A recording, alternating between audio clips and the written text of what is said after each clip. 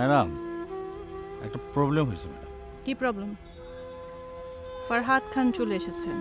ফরাজ সাহেব এই ইউনিটে যতদিন থাকবে, এই সেট এসে যতদিন থাকবে, তুমি 100 হাত দূরে দূরে থাকবা তার কাছে। আমি ফরহাদ খান, আমি সেটে দাঁড়ালে অ্যাক্টিং হয়, ক্যামেরার সামনে দাঁড়াবো, ডায়লগ বলবো, ছবি রিলিজ, ছবি হিট, পাবলিক সিডি বাজাবে, হিট হিট হিট। সৌরভ চাচা যখনই বললেন যে একটা প্রবলেম হয়েছে, পাপিয়া ম্যাডাম সঙ্গে সঙ্গে বলে দিলেন যে ফরহাদ খান এসেছে নাকি। আমি হলে কখনো পারতাম না।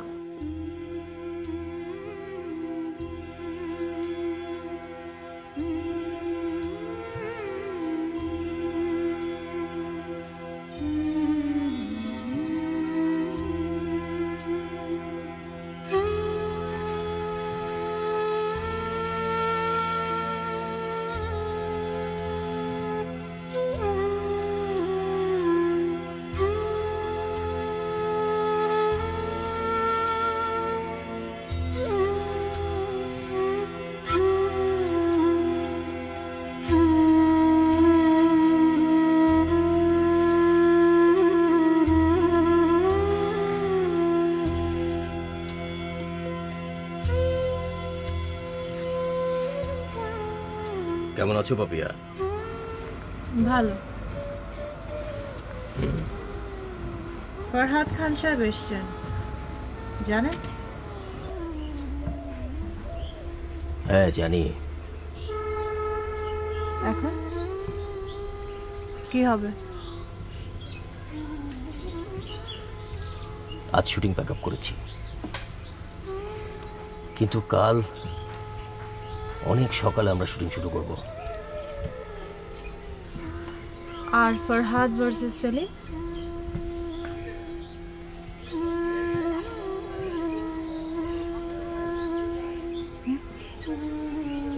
তা তুমি সময় মতোই জেনে যাবে।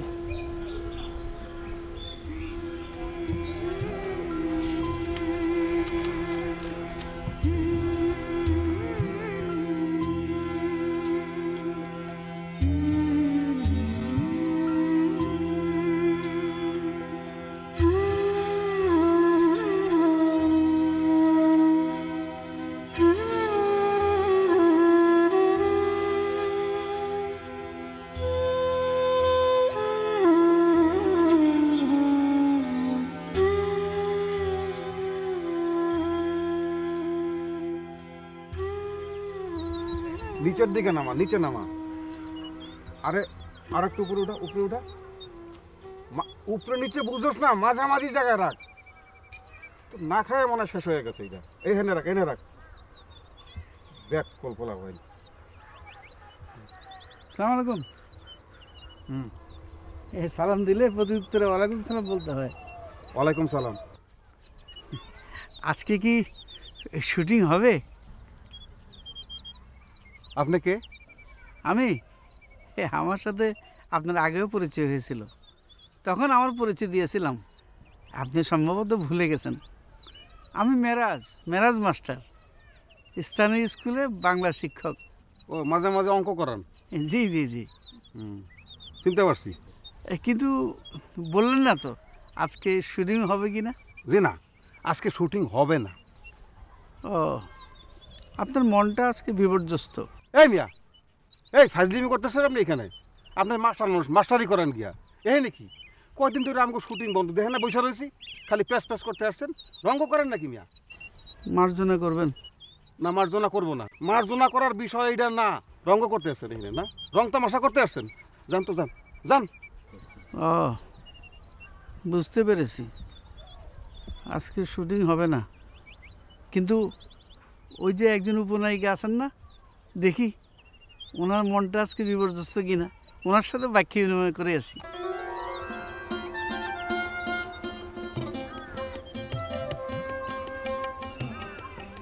উপনায়িকা?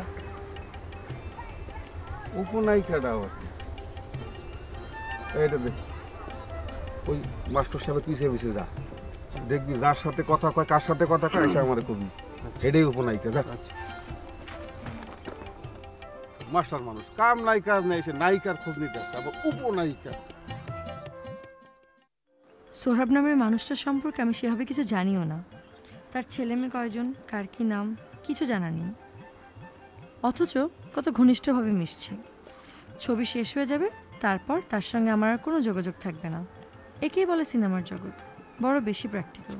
কি গো মা, দাঁড়ায় গেল যে, আর হাঁটবে না? চাচা আমি কিছুক্ষণ দোলনায় বসি। ওই দোলনা বসতে চাও? আচ্ছা তুমি বসো, আমার আবার হিসাবের ঝামেলা আছে। অসুবিধা নাই, তুমি থাকো।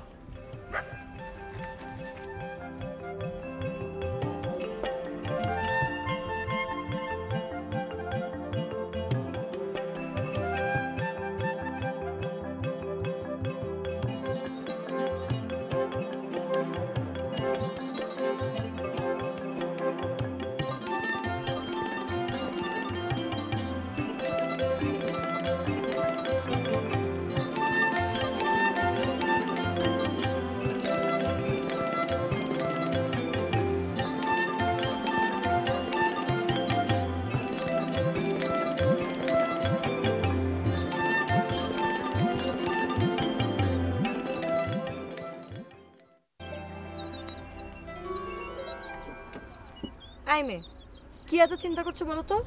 না না, তেমন কিছু না। আমি বলবো তুমি কি চিন্তা করছিলে? কি চিন্তা করছিলাম? এই যে যে লোকটা তোমার সামনে দিয়ে হেঁটে গেল, তাকে নিয়ে গভীরভাবে চিন্তা করছিলে। ঠিক বলেছি? ঠিক বলেছো। তুমি সোহরাব চাচার সম্পর্কে কি জানো? যতটুকু জানার ততটুকু জানি, বেশি কিছু জানি না। তিনি হচ্ছে কথাকলি ফিল্মসের প্রোডাকশন ম্যানেজার। কালো মোটাসোটা একটা লোক, মাথায় চুল নেই, সবসময় ফতুয়া ধরনের জামা পরেন। আর তিনি খুব ব্যস্ত। ভাত খাবার আগে তার কাছে ছোট্ট একটা নোটবুক থাকে। তারপর আর কি জানো? তারপর উনি অসাধারণ একটা মানুষ। মাছির যেরকম হাজার হাজার চোখ থাকে, তারও সেরকম হাজার হাজার চোখ। তার চারপাশে কি হচ্ছে তিনি সব জানেন। সবই জানেন? সবই জানেন। তার আশেপাশে সবার কি সমস্যা এবং সমস্যাগুলো যতই জটিল হোক না কেন তার সমাধানও তিনি জানেন। তিনি এমনভাবে সমস্যার সমাধানগুলো করেন যে কেউ টেরই পায় না যে তিনি সমাধানগুলো করেছেন। আর রাগ বলে তার মধ্যে কোনো বস্তুই নেই। তিনি 24 ঘন্টা কাজ করতে পারেন। বুঝলাম। তারপর আর কি, তিনি কাজের ফাঁকে ফাঁকে গল্প করতে খুব পছন্দ করেন। বিশেষ বিশেষ মানুষের সঙ্গে যে গল্প করেন তা না, তিনি সবার সঙ্গে গল্প করেন। যখন যার সঙ্গে গল্প করেন দেখলে মনে হয় তিনি তার প্রাণের বন্ধু। আর তিনি আমাকে আদর করে কী ডাকে জানো? মিস বকুল। বুঝতে পারছি তুমি ওনাকে অনেক পছন্দ করো। আসলেই এই শুটিং ইউনিটে ওনার মতন পরিষ্কার মনে মানুষ আর একটিও নেই।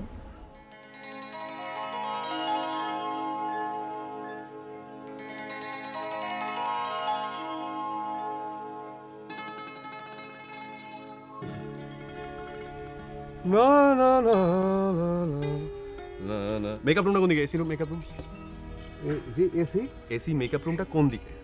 ও হিরো যে কি কর না, এইসব এলাকা তো ইলেকট্রিসিটিই থাকে না, তার মধ্যে আবার এসি মেকআপ রুম। বাতি টিম টিম করে জ্বলে। তুমি কি কথা বলো তোমার সাথে? মানে দিস ইজ দ্য রিজন আমি এই সমস্ত ছবি করতে চাই না। আউটডোর মানে হচ্ছে ব্যাংকক, মালয়েশিয়া, ফ্রান্স না, একটা অজপাড়া গায়ে সেট ফেলেছে। ওয়াও, মেকআপ রুম নেই, বাথরুমের কি অবস্থা? হাই কমোড, আমি যেতে পারবো বাথরুমে? আমি যেতে পারবো কি? আর কিছু? স্যারে বলছে shooting pack up. What? Why? জানি না আমি। Alright, okay, no problem, no problem. আচ্ছা, মিজান ভাই আছে না? মিজান ভাই? ও জি জি আছে আছে, মিজান ভাই আছে। বাহ, বেশ, তার মানে হচ্ছে একটা জমজমাট সন্ধ্যা যাবে। আচ্ছা, একটা নতুন নায়িকা নাকি এসছে? না মানে কি একটা নায়িকা আসছে নতুন সেটে, নাম জানো কি? আসছে তো, হে তো আর মায়ের কাছে গেছে। না সুবিধা, আমি নাম জানতে চেয়েছি, কোথায় গেছে না, হোয়াট ইজ দ্য নেম? ও হ্যার নাম হচ্ছে গিয়া বকুল। তো ফিল্মের পোশাকই নাম এখন পর্যন্ত চূড়ান্ত হয় না। আচ্ছা, না ওকে, নো প্রবলেম, ফাইন। তাহলে আমি যাচ্ছি। তোমার তো মেকআপ নেই, তুমি প্যাক আপ, তুমি নাকি তেল দিয়ে ঘুমাতে পারো। আর আমি যাচ্ছি, যাবে না কেমন সঙ্গে? মিজান ভাইয়ের ওখানে। আচ্ছা, তুমি কি নিরামিষ ভামি রয়ে গেলে না? থাকো তাহলে, আমি যাচ্ছি। রুমটা কোন দিকে?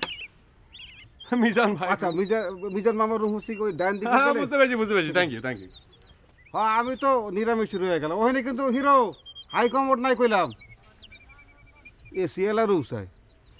অজপাড়াগার মধ্যে এসে শুটিং করতে এসি এলা রুম। ফাইজলামের আর কোনো দিশা নেই, কিন্তু কত যাই লই লাইনে কখন জুড়ে গেল।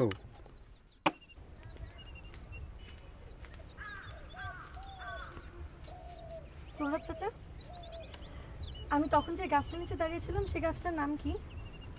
ও ওই গাছটার কথা জিজ্ঞেস করতেছো? সাতিম গাছ? কেন হঠাৎ গাছের কথা কেন জিজ্ঞেস করতেছো? না চাচা, এমনিতে একজন অবশ্য বলেছিল ওটা কাঠবাদাম গাছ, কিন্তু আপনার ঠিক না তারটা ঠিক হয়ে গেল। তুমি বাইরে করতেছো কেন? তোমার না কইলাম যে তোমার মার শরীর খারাপ, তুমি যাও তোমার মার কাছে যাও। এই শোনো শোনো, এই রোদ দিয়া যাইবা কেমনে? আমি একটা ছাতির ব্যবস্থা করতেছি। এই প্রোডাকশন, আচ্ছা কিচ্ছু ধরতে হবে না, আমি এমনিতে চলে যেতে পারবো। আসলে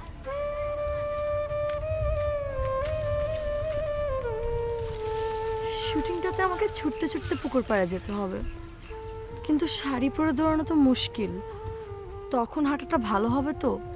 নকল মনে হবে না তো? স্যান্ডেল পরেও তো হাঁটা যাবে না, তখন স্যান্ডেলটা খুলে ফেলবো। কিন্তু যুক্তি দাঁড় করাতে পারবো?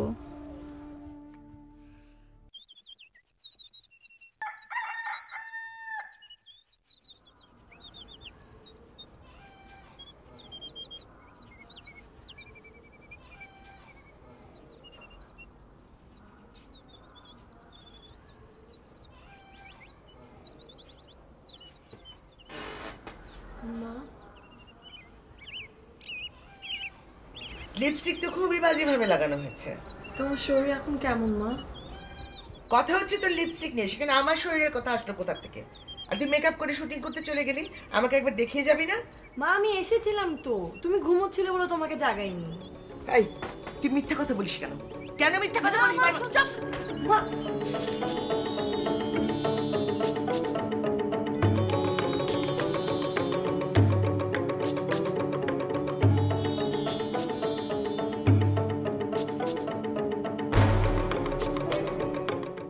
ট্রলির পাইপগুলি এনে ফেলাইতেছে।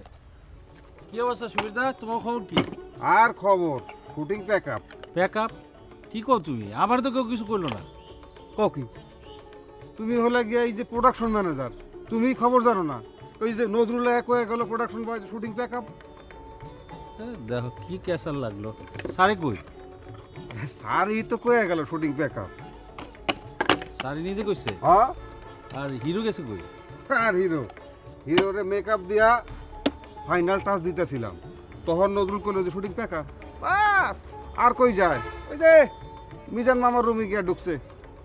ভালো হয়েছে, সারাদিনে আর বাইরে না, বুঝছো? দুজনে বয়ে বয়ে এখন গিলবো। এইটা তো নিজেও বুঝতে পারি না। একদিক দিয়ে ভালো হয়েছে, বুঝছো না? বাইরে থাকলি ক্যাসার। এই হিরো হিরোইন পেইন, বুঝছো? আর সহ্য হয় না। কতবার সিদ্ধান্ত নিচ্ছি এই লাইন ছেড়ে দিব, পারলাম না।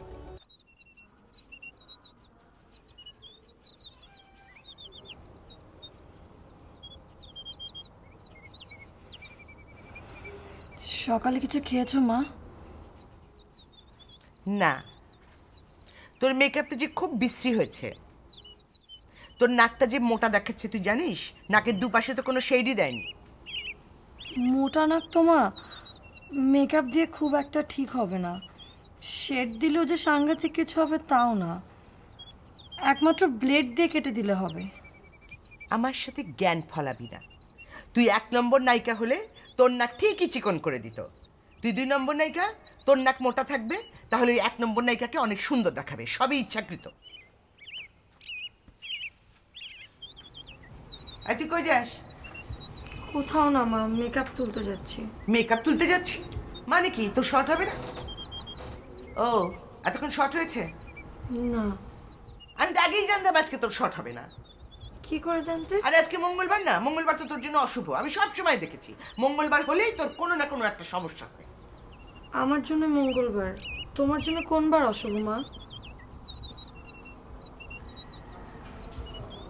তোর জন্য যে যে বার অশুভ, সেই সব বারই আমার জন্য অশুভ। আমি আর তুই কি আলাদা?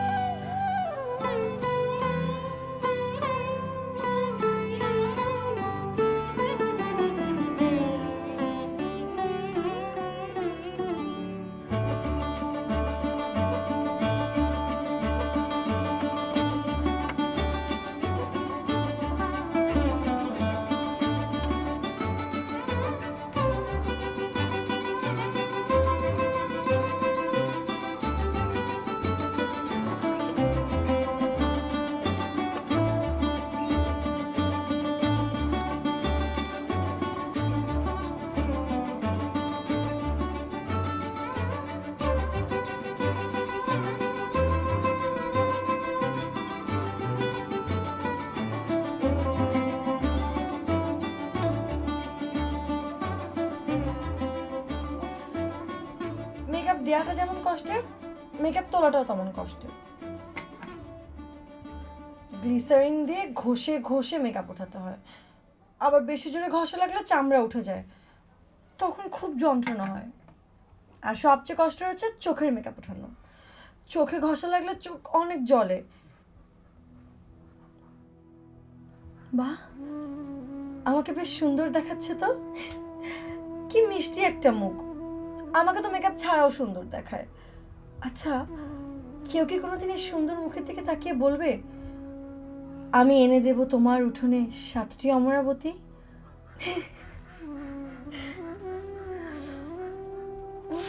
এই, তুই মিথ্যে কথা বলিস কেন? কেন মিথ্যে কথা বলিস? ভীষণ যন্ত্রণা হচ্ছে তো। মা চটা মনে হয় অনেক জোরে মেরেছে, এতক্ষণ ব্যথা টের পাইনি। দাগ হয়নি তো? দাগও তো হয়ে গেছে। এটা দেখার পর আরো বেশি যন্ত্রণা হচ্ছে। এটার একটা প্রতিশোধ নিতে হবে। আমি খুব শীঘ্রই মাকে কঠোর গলায় বলবো, মা তুমি আর কখনো আমার গায়ে হাত দেবে না, কখনো না। যদি হাত দাও তাহলে খারাপ কিছু হয়ে যাবে। কিন্তু সেই শীঘ্রইটা কবে আসবে?